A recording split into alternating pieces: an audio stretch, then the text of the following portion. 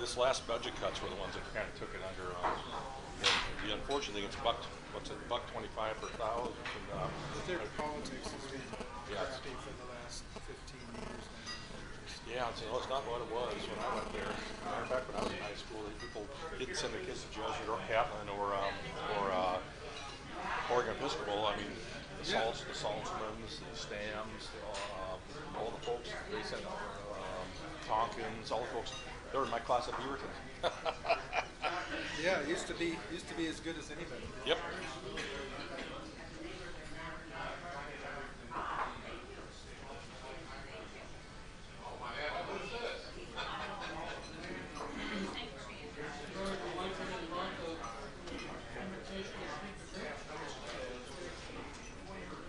Yeah, but this is a kind of low profile race in a lot of ways.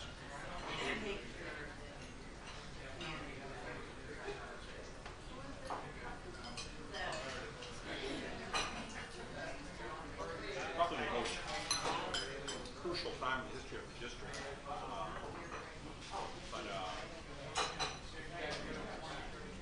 By that you mean money.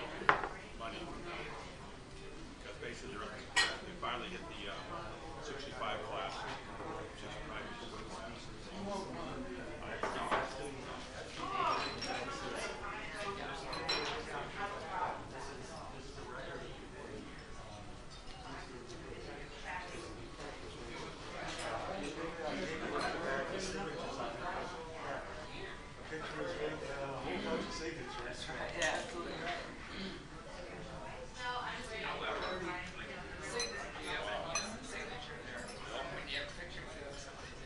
You have about 110,000 voters in the school district. Last election, top turnout race was 20,000 voters. So less than 20% of the voters are actually registered voters.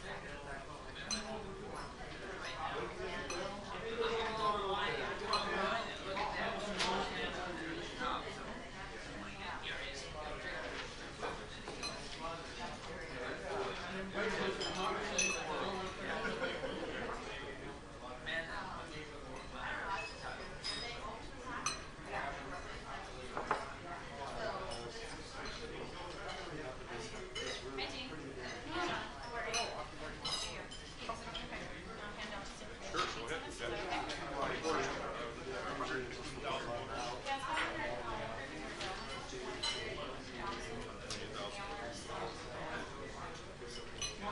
That's a long time I've seen you.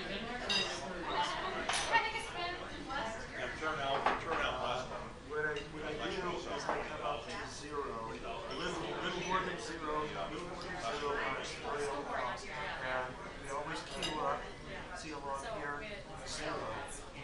This is where we watch him begin. As soon as he comes up here and we're speaking like a sermon, he's not loud, right? Here, I push this button, that activates that one.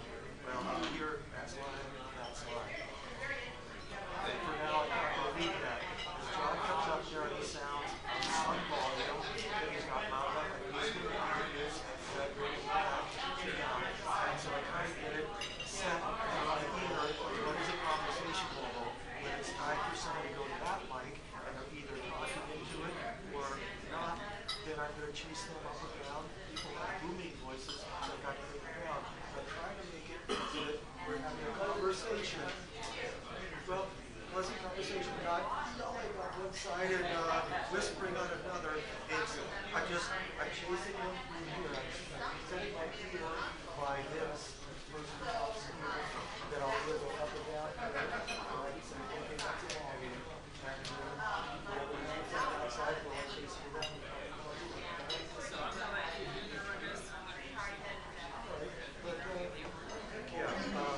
One of the things, I'll just raise my hand. I might want to run out to this photocopy or maybe slow walk. And it's a pretty easy. Well, I showed you.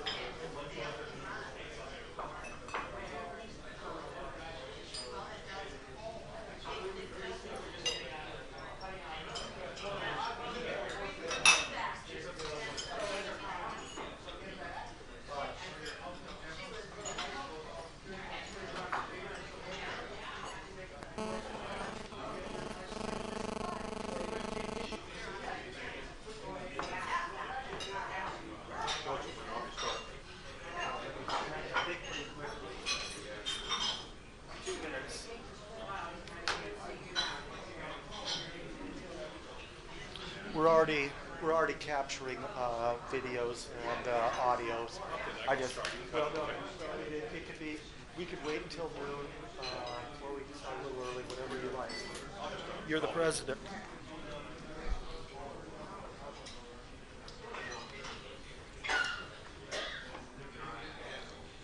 Hello, everybody.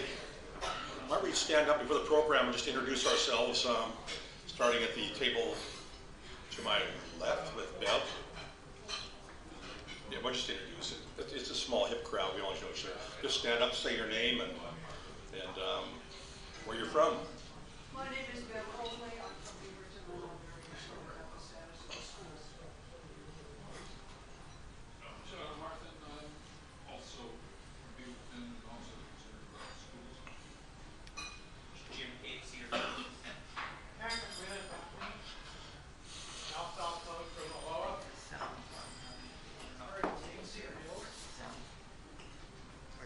Nick, Peter Mill. Ben from the beautiful Alma City of Rock Creek. Wayne Potter from the city of Daggett and the Beaverton School District. Steve Weiss from beautiful Beaverton, the Beaverton School District. Lee Lawson, Beaverton. And that Cedarville and Beaverton schools forever and ever. Bill Nelson, Bethany. Go around. Chris Leslie, Happy, Lee Coleman, that valley of depression between two mountains. Also known as Reedville. Yay, Reedville. Esther McKelvin, Beaverton. Mike Riley, Cedar Mill. Ron Bennell, Cedar Mill. Sally Bennell, Cedar Mill. Jerry Olson, Garden Home. Al McWilliams, Cedar Hills, 25 years, Beaverton School District. Joseph Carter, Forest Grove. Yeah, hi, John Tyner, I'm president of the forum.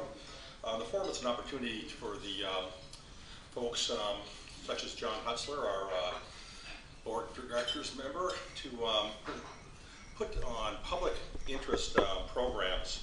Today we've got the levy, the Beaverton School levy, and we've also got the presentation by Abby Cullinan for sustainable and carbon-free alternatives, actually carbon reduction challenge.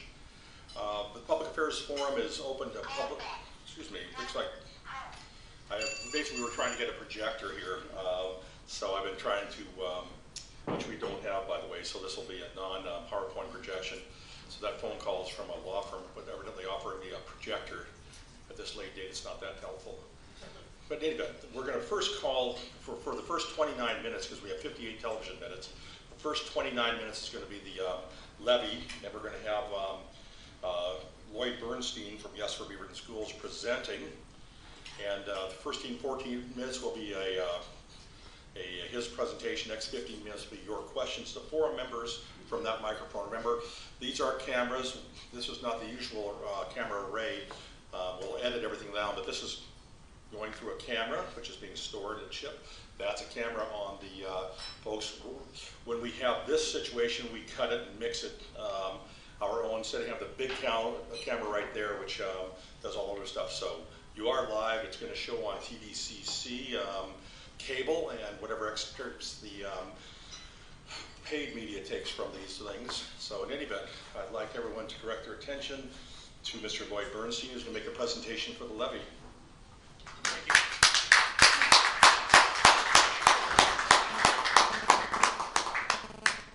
First off, I want to thank you all for having me out here this afternoon. It's a pleasure to be in front of you. My name is Lloyd Bernstein. I am a volunteer with the Yes for Beaverton Schools campaign for the levy.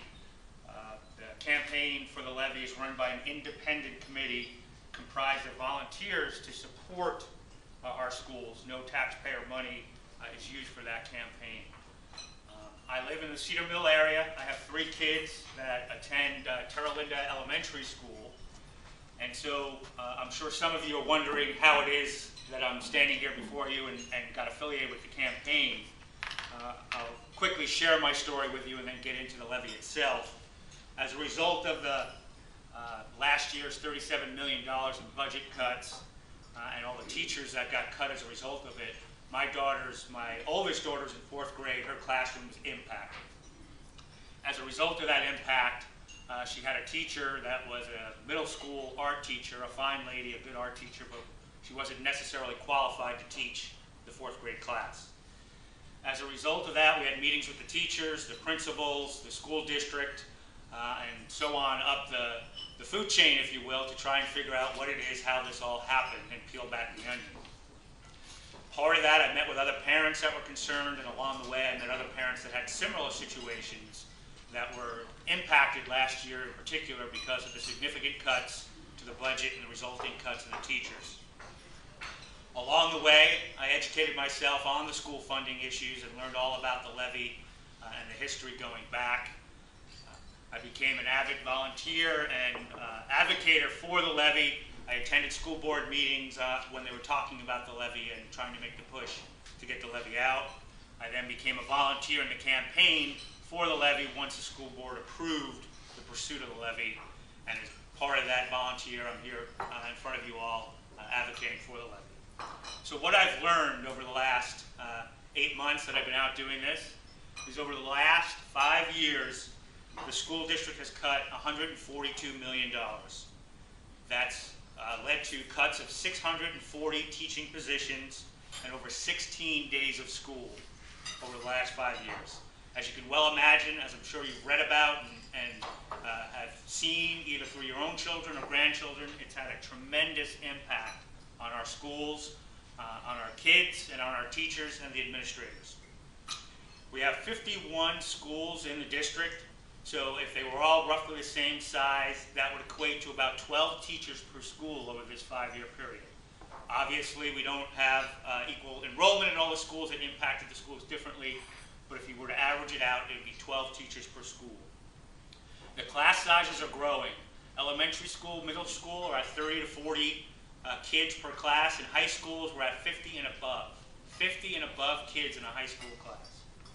And that's not all the school district had to cut. They've reduced their administration.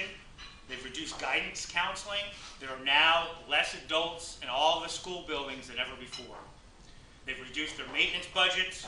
They've reduced a lot of their core educational programs as a result of the loss of teachers, stuff that we all grew up with that were core educational programs, music, art, physical education, and those types of classes. My son talks about he's in 2nd grade and he wants to know why he only gets gym once every 6 days. So meanwhile, we have all these cuts, the budget's being reduced, and our enrollment in the Beaverton School District is growing. So now we have more kids coming in with less teachers and less adults in the buildings to supervise these kids. So along the way, what have I learned? The stories are compelling. I've met with a lot of teachers, and they talk about the impacts of having these large class sizes, lack of individual attention and feedback to these kids. They don't get to spend their proper time with these children. One teacher put it into this simple formula, if you will, for me. So she has 240 students total. If they all write a paper, and it takes 15 minutes to grade the paper, that takes 60 hours to grade that one assignment. And that leaves no time for any of the other assignments and preparing for the next assignments that come down the road. That's pretty significant. As a result, teachers are cutting their assignments. They're grouping kids into groups instead of individuals. And the school district was built, the curriculum was built over having 30 to 40 kids in a classroom. Now with 40, 50, and 60, there aren't enough textbooks and materials to go around for all of these kids. One teacher that I met with actually broke down crying because she felt she couldn't give the kids the education that she thought they solely deserved. The students, when you talk to the students, it's heartbreaking. Some of them don't have desks. Some of them are assigned to their seats in the back corner of the classroom on the floor. Science without labs, and group education. One student described his elective classroom that instead of individual assignments, they get grouped. Blue group, red group, green group. They work as a group, they hand in an assignment, it gets graded, and no individual feedback. In the middle schools, they're overwhelmed without having the proper adults in the building. They were talking about one teacher is no longer taking questions in the classroom. Everything is in writing, and she gets back to them when she can. And in elementary school, I've seen the most. I've got 3 kids, but there's a couple of classrooms, kindergarten, first, second grade classes with over 40 kids in a classroom. Can you imagine trying to teach first, second, kindergarten with 40 kids in a classroom? So here's the collective observations we've made along the way. Those children that were already behind in school are getting lost. Those children that were on the edge are just hanging on, are falling off. Those children that were doing fine are no longer being pushed forward, and those children that were more advanced are now stagnating. As a parent and a community member, I find the situation to be completely unacceptable, as I'm sure a lot of you do as well. So what lies ahead for the school district? As you all have probably read about, our schools face the possibility of even greater cuts. Even with the state school funding budget that's being proposed, that they're talking about now down in Salem at $6.75 million, the Beaverton School District would still be approximately $5 million short in its budget. $5 million. That's why the local option levy in Beaverton is so important. With a shortfall like that, there'd be more cuts and even larger classrooms. What is the local option levy? It is our opportunity as a community to protect our schools and keep the classroom size, protect those classroom sizes and stop cutting teachers. As you know, it's a special property tax paid only by district residents and used only by Beaverton school districts. None of the money goes to the general fund down in Salem. It stays here in Beaverton, and it supplements the Beaverton school district budget. It is projected to raise $15 million. The school district has gotten a modeling, a company that comes in and has done computer modeling, and they've arrived at a figure of approximately $15 million. So why do we need the levy? It's probably obvious. We need to prevent further teacher layoffs. The levy would provide funding for approximately 150 teacher positions, which would touch every school and help protect some of these programs. Depending on how that number comes out of Salem, what that general fund number is, some of that would be protecting teachers and restoring. It all depends on what the final number is, but it will protect 150 teacher positions. So with our 51 schools, on average, that's about 3 teachers per school. It will also protect class sizes. The class sizes now are simply too large. For 5 years now, with all of the cuts, the class sizes have been growing, and now we have enrollment picking up as well. So the levy will prevent teacher layoffs, prevent further teacher cuts, and protect the class sizes. How does it work? The levy on the ballot goes out at $1.25 per $1,000 of assessed property value. So the typical homeowner, the median assessed value in Beaverton is about $240,000. So the typical homeowner would pay about $24 a month. Some are going to pay less, some are going to pay more, depending on the assessed value of your home and depending on the issue of compression. I'm not going to bore you all with how compression works. I'm not sure I understand how it works, but it does impact on how the taxes will be assessed. But again, the modeling that's been done using an average will show about $24 a month per residence. And as I said, it will raise about $15 million a year, and the levy by statute goes for 5 years. The ballot also includes a rigorous oversight practice with the money. If passed, 100% of the levies have been guaranteed to prevent further cuts and hopefully restore further teachers in the classrooms. The funds will remain within the Beaverton School District, and the school district will do annual reporting to show, essentially setting up a separate balance sheet, if you will, the money that's raised and how that money is spent so that it can be accounted for. I'd also like to bring to your attention, over these last 5 years, what the school district has already done to have significant expense savings. Beaverton is one of the few districts that has PERS savings where they don't pick up the employee 6% contribution. Beaverton is one of the largest school districts in the state, and it's one of the few school districts that doesn't have that pickup of the 6% for the employees.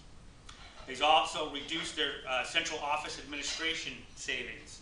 It's one of the lowest in the state. I believe Beaverton pays about an average of $160, $157 per student. The average across the state is about $340 a student. So they've reduced their administration during these times as well. They also have significant insurance savings. They've gone self-insured with their health insurance, and that saved them over $25 million. They've also worked with the Tualatin Hills Park and Rec District to help with their use and maintenance of fields and so on and so forth. I think it's also important to note that the school board has adopted a legislative agenda that includes advocacy for PERS reform and other reforms to assist with trying to arrive at a fair and balanced number for schools going forward. So I recognize in these challenging economic times, it's hard to ask people to pay more taxes, knowing that it's only a short-term solution to the school funding problem and there are bigger problems ahead. But when that's weighed against what will happen if we don't pass the levy, more teacher cuts, bigger classrooms, and the long-term damage to our children, I'm optimistic that that's a financial burden that the majority of the folks in our community are willing to take on. Together, we can restore the Beaverton School District back to where we all expect it to be, back where we all remember it once was, the model in the state for educating children, which benefits our entire community. Passing the levy makes good business sense, it makes good practical sense, and most importantly, it's the right thing to do for the children in our school district and the teachers as well. We all have a lot of stake in our public schools. We count on them, and now they are counting on us to assist them. We hope that you will join us in support of the levy. We hope that as a group you'll endorse the campaign for the levy, and I hope that you individuals that are in the school district will go out and vote for the levy. Thank you. I'll take any questions.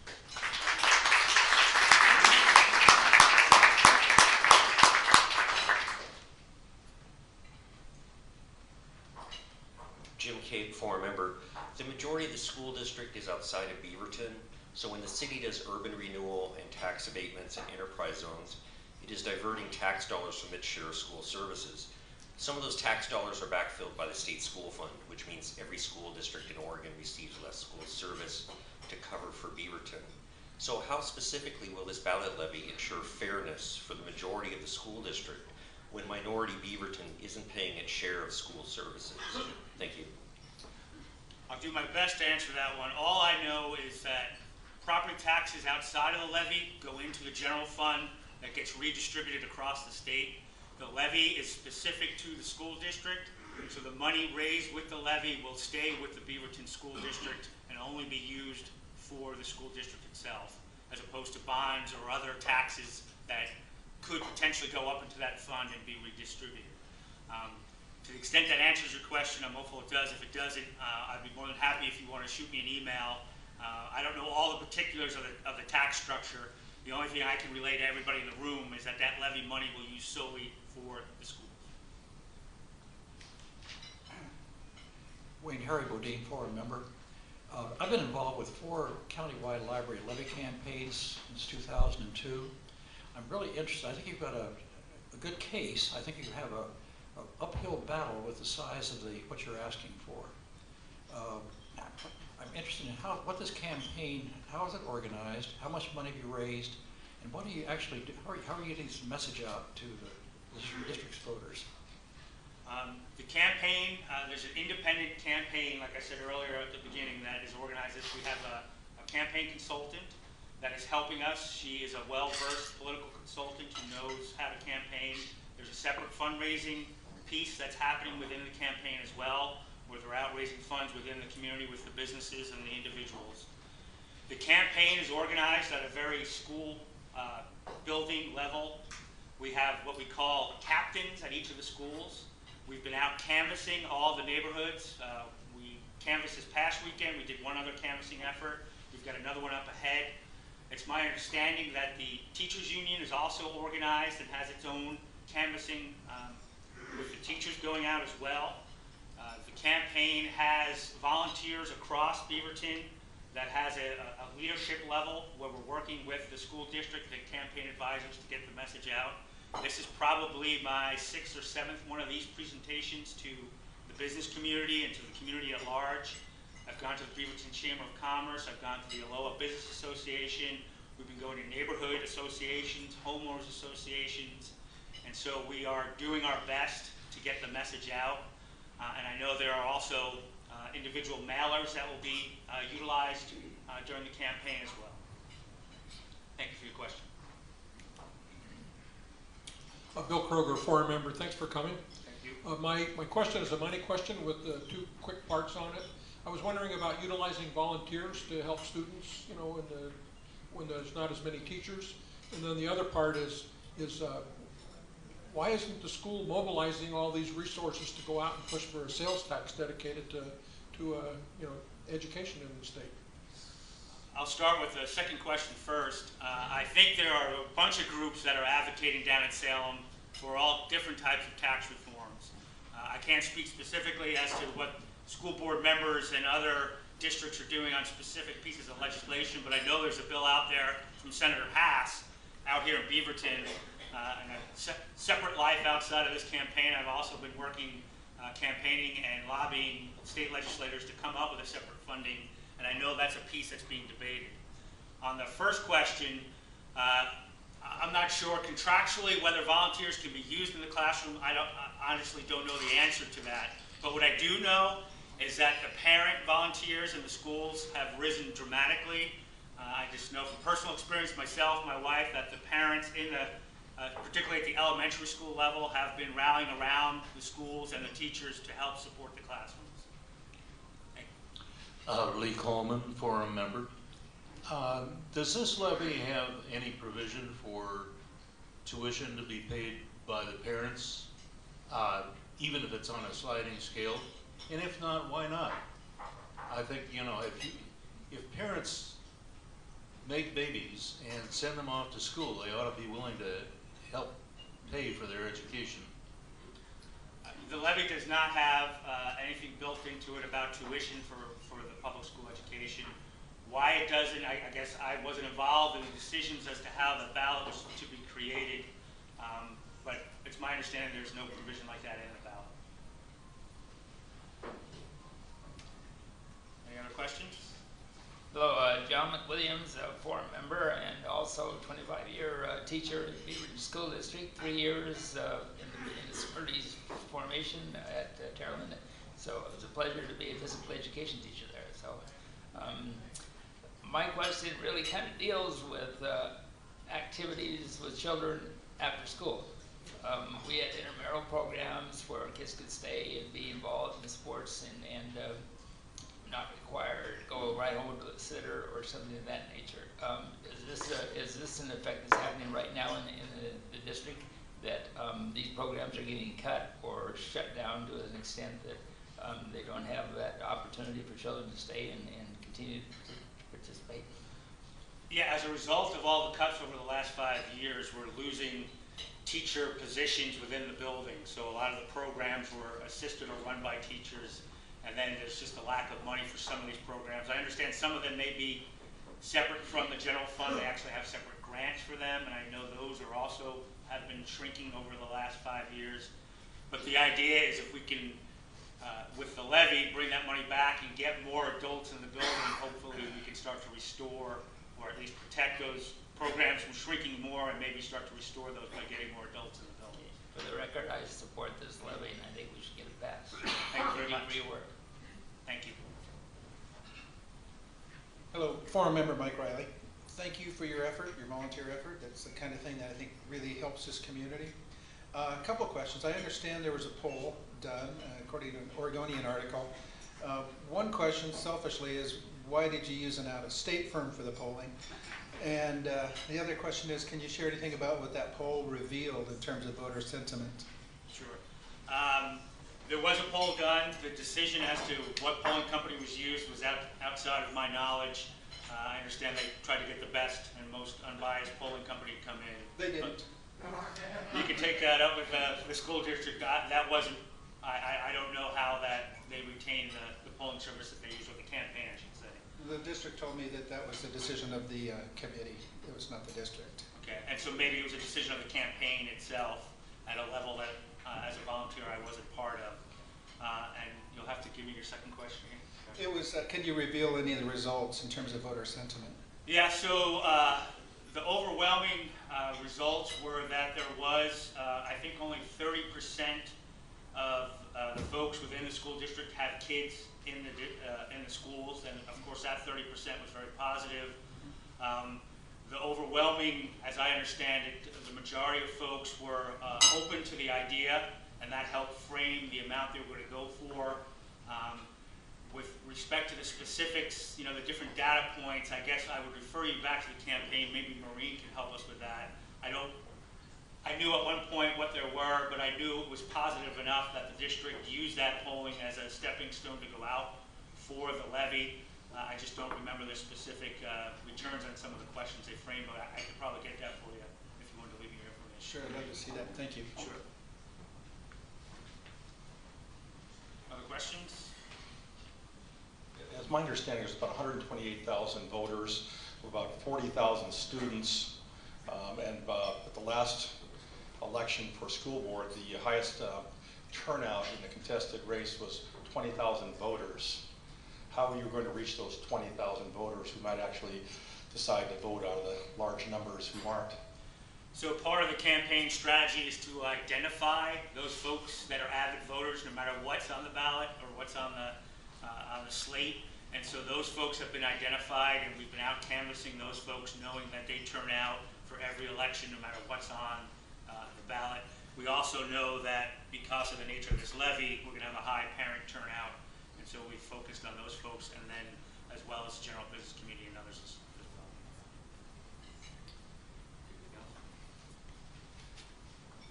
All right. Well, thank you. We'll call the next program. Thank you very much.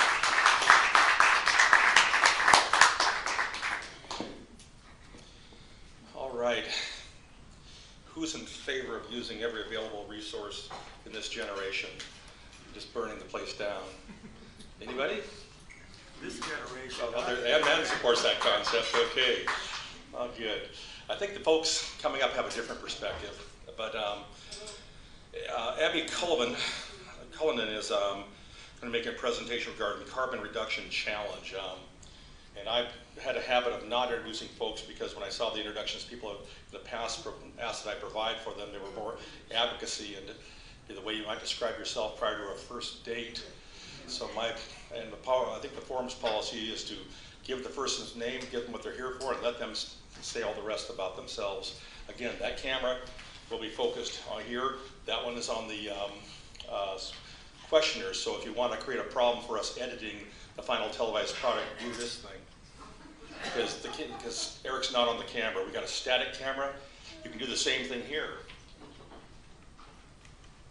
You're not on camera. So again, Joseph Tyner is running this thing today, and come on up. And did I provide an adequate introduction and at least get the right name right? Okay, thank you.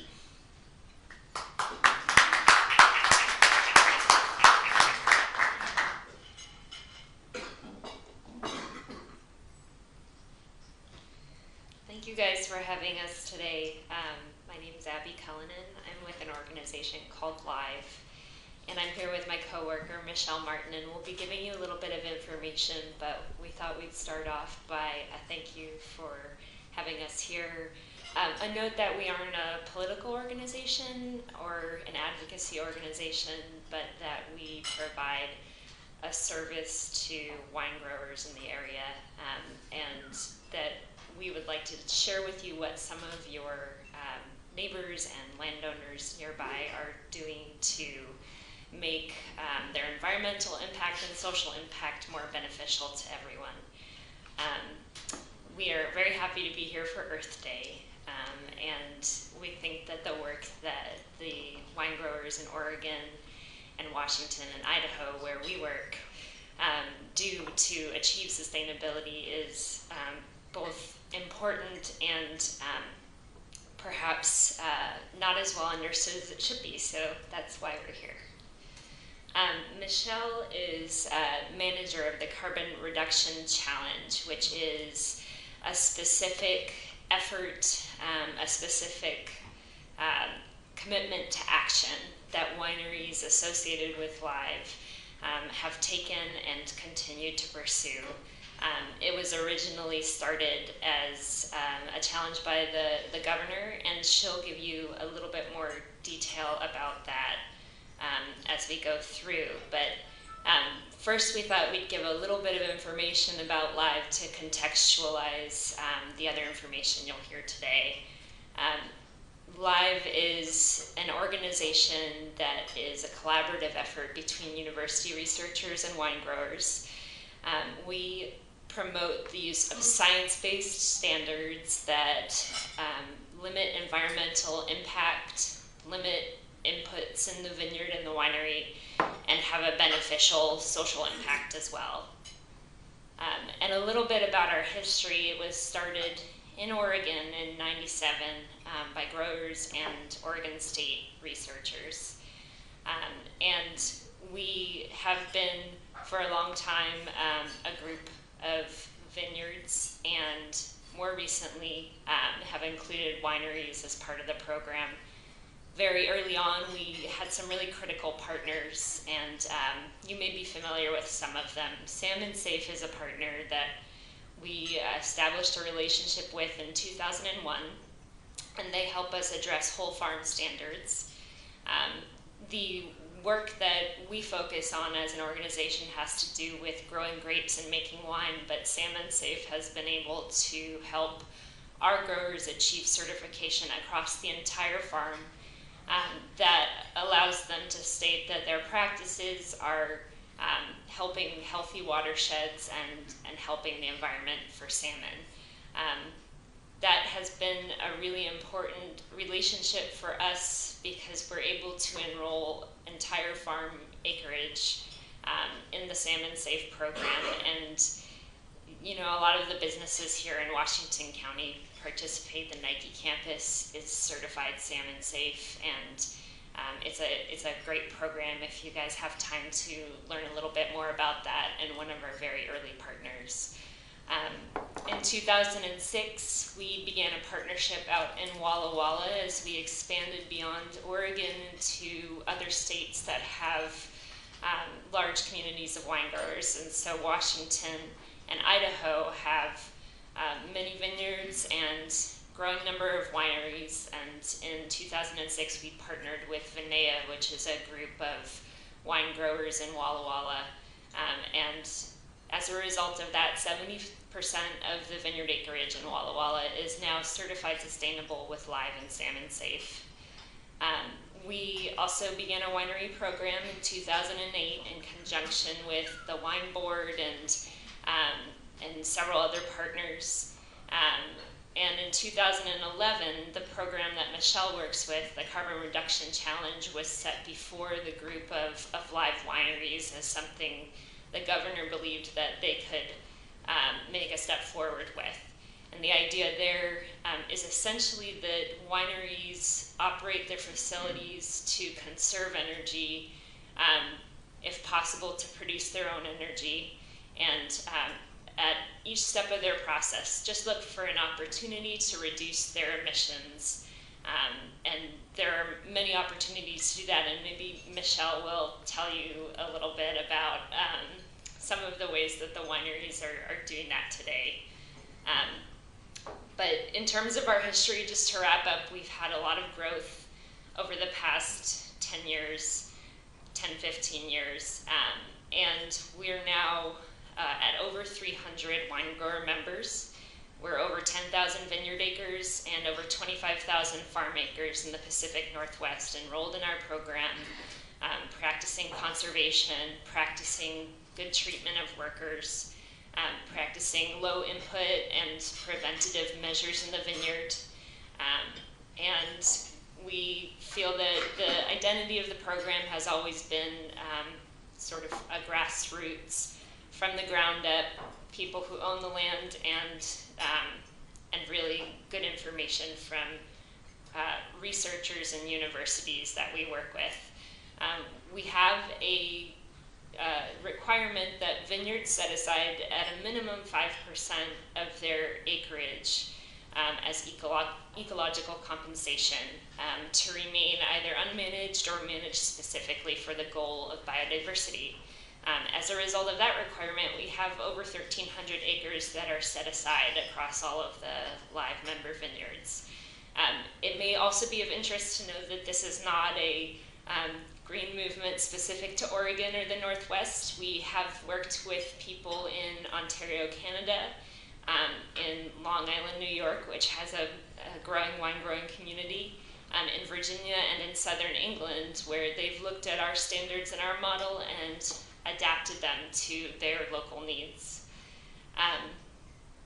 Another sort of important piece of context would be that the way we carry out our mission is through major activities of certification, education, and standards. And I've talked a little bit about how we work on our standards. Our certification process allows vineyards and wineries to have an independent assessment of their practices that certifies that they meet the standards, and then they can go out and make a stronger claim in the marketplace. So although the live program started really because it was the right thing to do, today those wineries can talk to customers around the world about their sustainability practices, and they are asking. We've had people contact us internationally wondering about how the live wineries are complying with different sustainability expectations in the marketplace. The closest wineries here would obviously be the ones in the North Willamette Valley. A lot of them are founders of Live. We just had our annual meeting, a group of 150 wine growers from all over the state and Washington and Idaho gathered at Adelsheim. And David Adelsheim is one of the founders of Live, amongst many others. So even though we are certainly a regional program, this community and this area is very close to our hearts and our history. We've been doing education with our members where we provide technical resources for them to take a safer approach to use of any chemicals in the vineyard, to take a smart approach to worker safety, to limit energy use in the winery. And we offer all of those things, and now we're also starting to offer some educational materials for people who are not wine growers, but are wine buyers and might be interested to know what people in the Pacific Northwest are doing in this regard. We have, I know, a little bit of information that we won't be able to show today because we don't have a projector, but we've definitely seen success and interest growing over the past few years. And I think I'll invite Michelle to talk a little bit about integration that's happening between the Carbon Reduction Challenge, which we took on a couple years ago, and our group of wineries.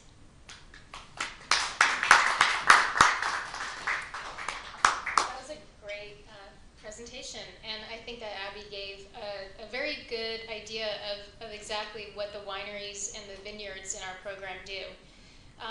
We are very excited that we've been able to gather the interest of retailers and distributors to learn about our program. And so Fred Meyer Hollywood Store and New Seasons, all of the stores a year ago did a promotion of the wines in the program. It was very successful. The consumers really enjoy knowing and learning about their choices for purchasing really great tasting wine that was also made with sustainable, environmental, social ideas behind the production.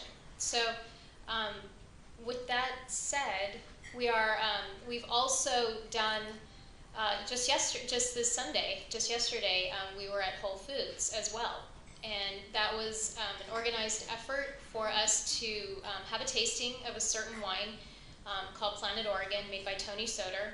And that wine was representative of all of the wineries in the program that are in Live and working on the Carbon Reduction Challenge as well.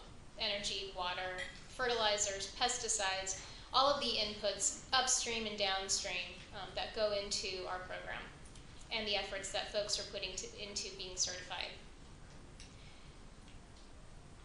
With that said, at this point, we'd like to know if there are any questions that any of you have about Live and our certification program.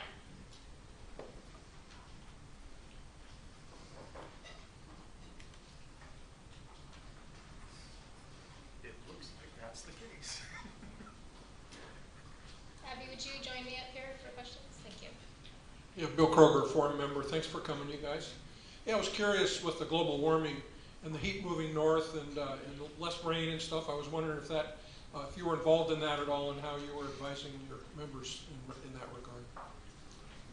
Yeah. Global warming. Yeah, we don't advise our members on what they might think about. Perhaps they want to, as we know, the Willamette Valley and this entire area is based on cool climate varieties. But we don't give them ideas as to what they might plan. There is great educational literature. There's some SOU professors, Southern Oregon University, OSU professors that have a body of information that they provide to the growers to continually inform them about the changing climate. But what we do with the Carbon Reduction Challenge, in other words, that's the program that is also embedded into the Live Winery program, is we're helping them to look at their energy use and to participate in ways that are meaningful to them, that they can look at their own energy use to participate in their own reductions. And that's been incredibly valuable. I would also like to mention that the Oregon Environmental Council, an organization here in Oregon, was also responsible for the initial pilot program testing ways that wineries could reduce their energy use. Some of those ways were incredibly meaningful, and so the Energy Trust of Oregon went ahead and took the pilot program's information that was gathered and came up with an incentive, a financial incentive, to offer the wineries should they take those extra steps. For example, wrapping their tanks with certain kind of insulation that would keep the cool in and reduce the use of the HVAC systems that were working so hard to maintain the fermentation tanks in the winemaking to keep that temperature at the right, the right temperature, really. Ann Madden, forum member. I've been hearing something coming out of the legislature that sounds like growling. So I'm wondering if these growlers, if it's happening, if you're happy about it, and how will it affect us as wine purchasers? Will we be carrying big vats around or just what? Just to state, we are very happy about it. Michelle has talked about some things that wineries do to reduce their emissions and their impact. That includes thinking about the container in which they deliver their wine to you, and I'm so happy that you guys are so aware of everything that's going on. My understanding is that a lot of retailers have yet to implement a system, but there is a growler bill that has passed that allows you to purchase wine in a reusable container and bring that container back to be refilled. That means that a lot of packaging never gets used. It means that there's a lot of efficiencies introduced into the entire system that we think are beneficial for the environment, so we're certainly behind it. Another thing to ask about when you're buying wine, especially if you have the opportunity to talk to a winemaker or a winery, is the weight of their bottles.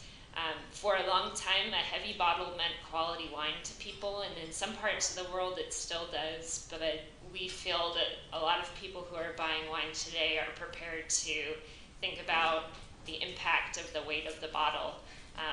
They've made a lot of advances, and there are very functional bottles that are a fraction of the weight of some of the things out there.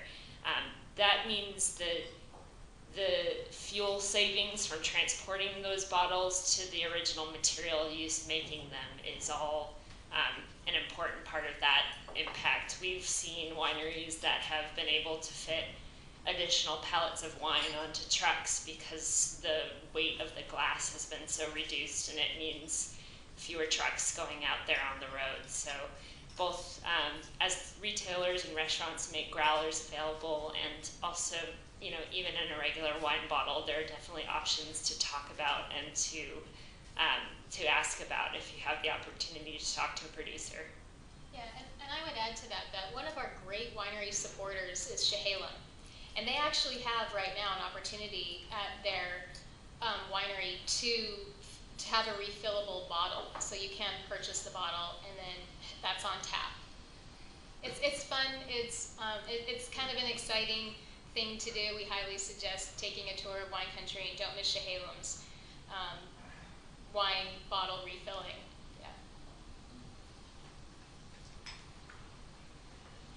The whole concept of sustainability has been around for quite a period of time now, and I would wonder how easy is it now to sell the concept to people versus say 5, 10 years ago, and particularly now that people have a chance to provide their own power, how do they deal with that or accept that?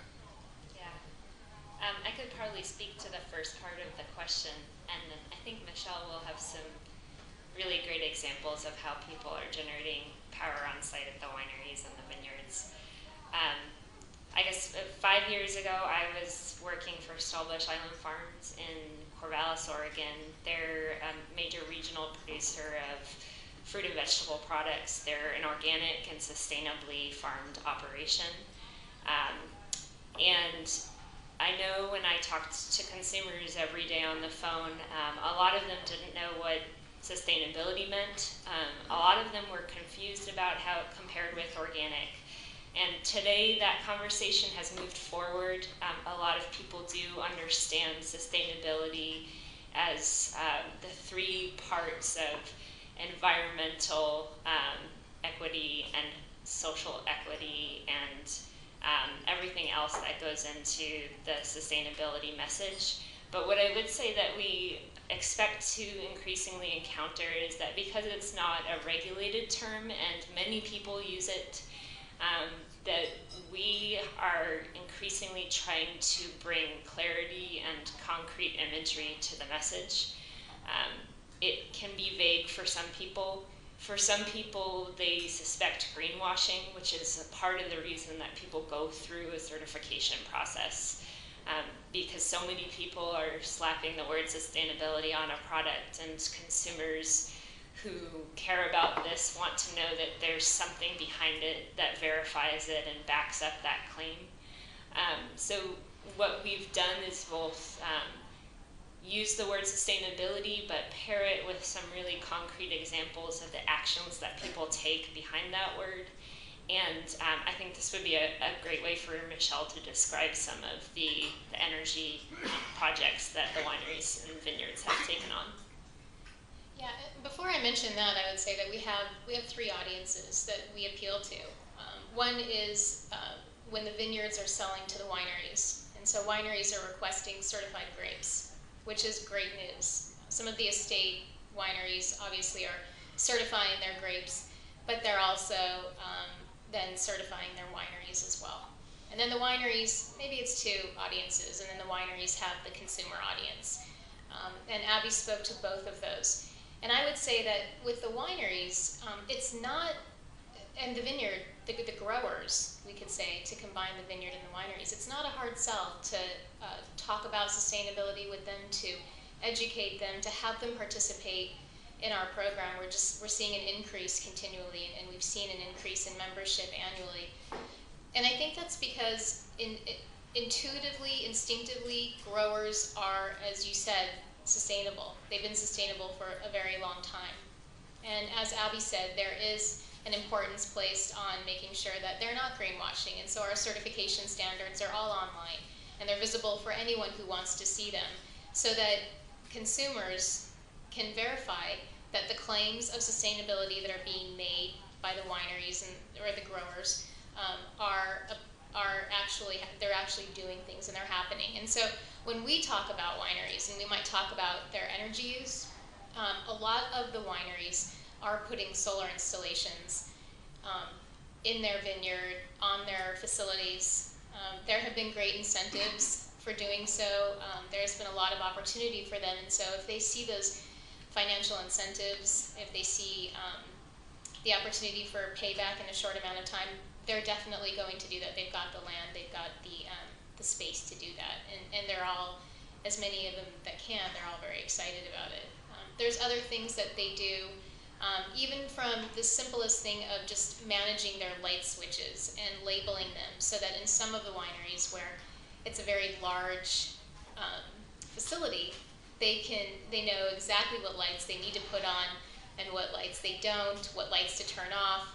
Sometimes just managing the energy flow is every bit as important. It can save as much energy as any other long-term solutions. So. I think another really brief example of something that came out of the Carbon Reduction Challenge is that we work with a local winery through that program that does have solar panels. And the Carbon Reduction Challenge asks you to track your energy use and track a lot of information about the way that your facility works. Because they were measuring and managing their data through the Carbon Reduction Challenge, were able to get a faulty inverter replaced beyond the warranty because they had year-over-year data showing when the inverter had started to malfunction. So in some ways it's a great program for energy reductions, but it's also about a smart approach to managing the business of the winery and to the operations.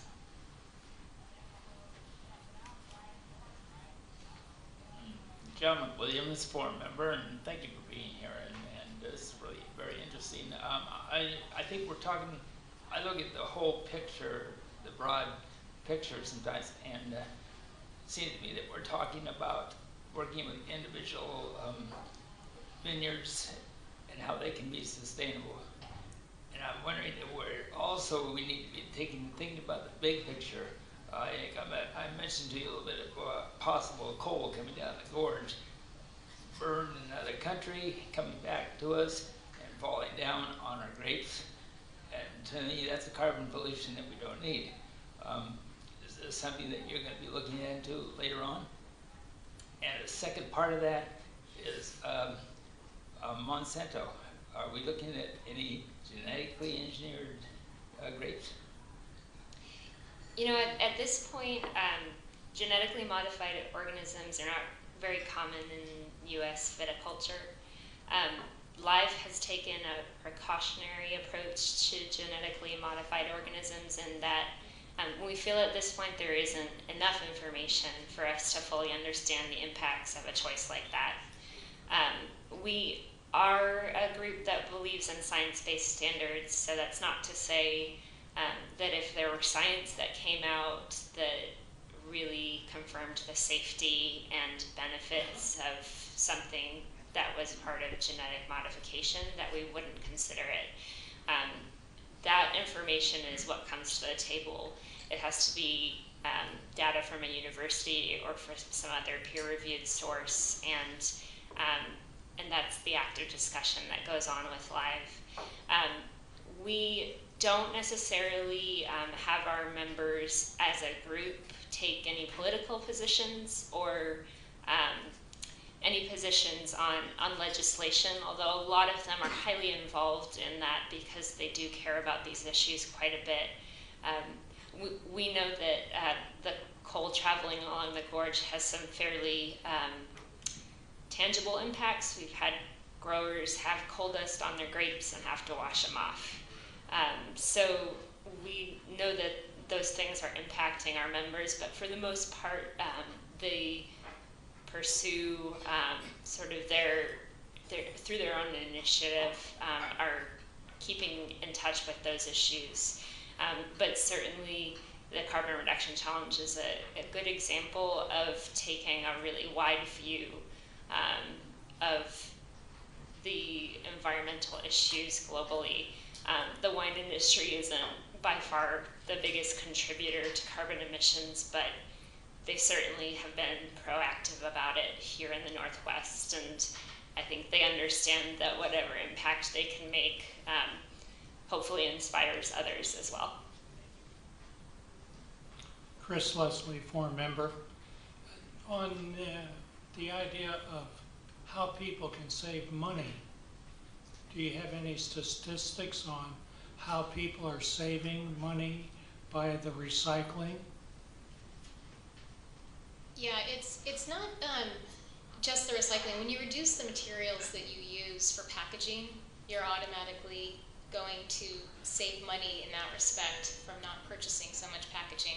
But I would say, as far as energy goes, we know that a lot of it's been demonstrated that wineries, when they implement certain short-term and long-term energy efficiency opportunities, they can save, depending upon what they do, between 20 and 30% of energy use, which obviously for electricity is a value to them, because then they're in turn saving money that they're spending with the utility.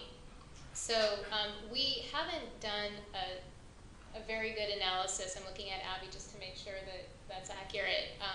As far as the actual money that they've saved, that goes into a lot of the pieces, but you can look realistically and logically at a lot of the things that these growers are doing.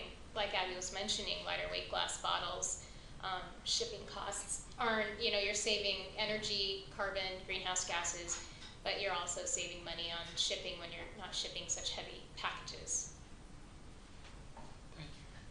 I would say also we know, from the data coming out of the Carbon Reduction Challenge that the return on investment period is fairly short for a lot of these things. We know there are concrete savings on the vineyard side. We expect the members in our program to use various soil plant tissue tests to identify the needs of their vineyard. That also means that they can purchase less in terms of amendments to the soil, in terms of fertilizers, and even in terms of chemicals to control pests when they need them. And it has really helped us sort of integrate an approach where you use scientific data to make a decision before going out and buying every tool for the toolbox. And I think there's an argument there for some very logical savings in the vineyard as well. Patricia Mayberry, board member, thank you very much for joining us today.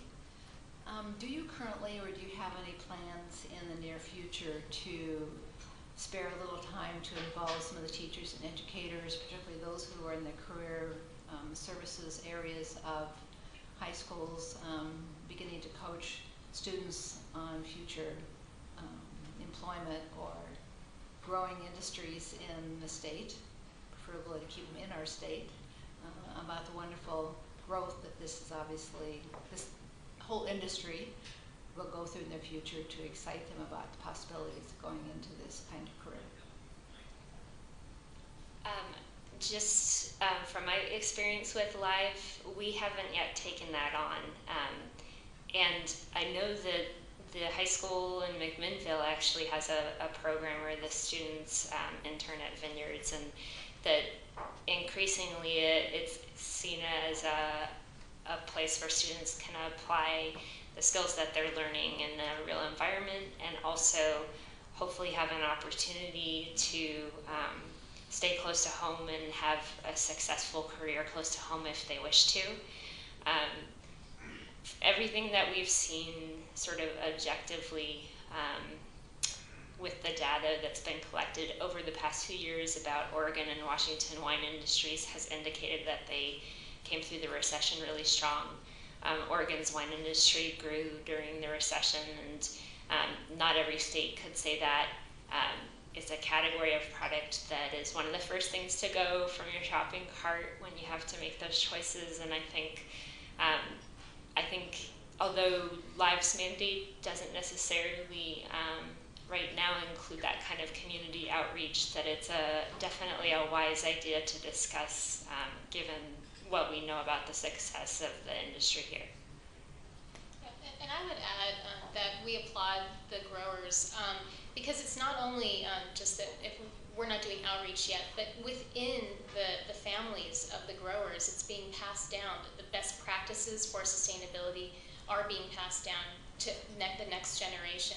And so we're seeing a lot of the younger generation participating on our technical committees and hopefully, you know, on our board, and we'll continue that practice ongoing. So.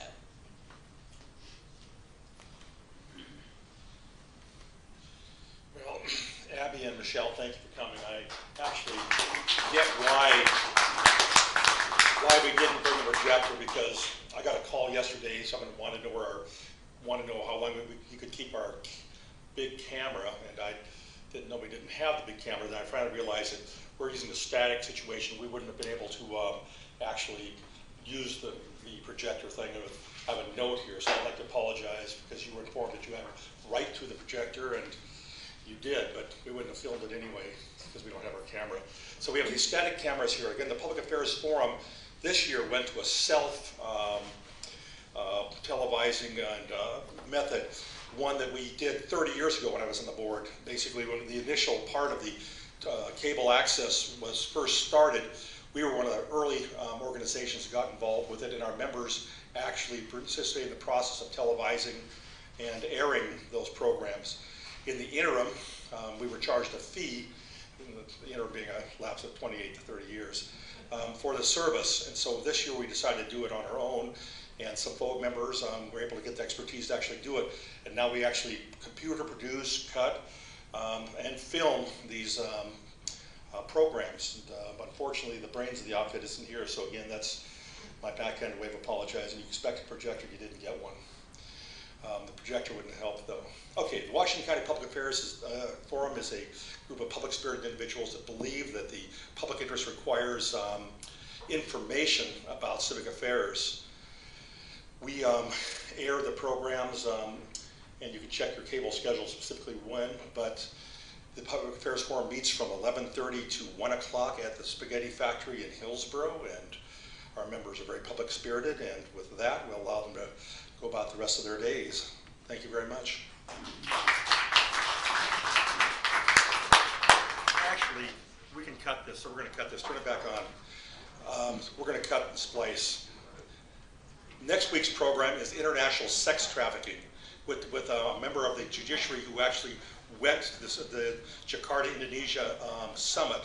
And we also have a local individual who's head of FAST, Win McCullough, and Dead Justice, retired police officer. So for all the folks in the forum that heard me end it, and the folks on the television who will hear this spliced later, we're going to be having international sex trafficking next week and the school board the week after that. Thank you.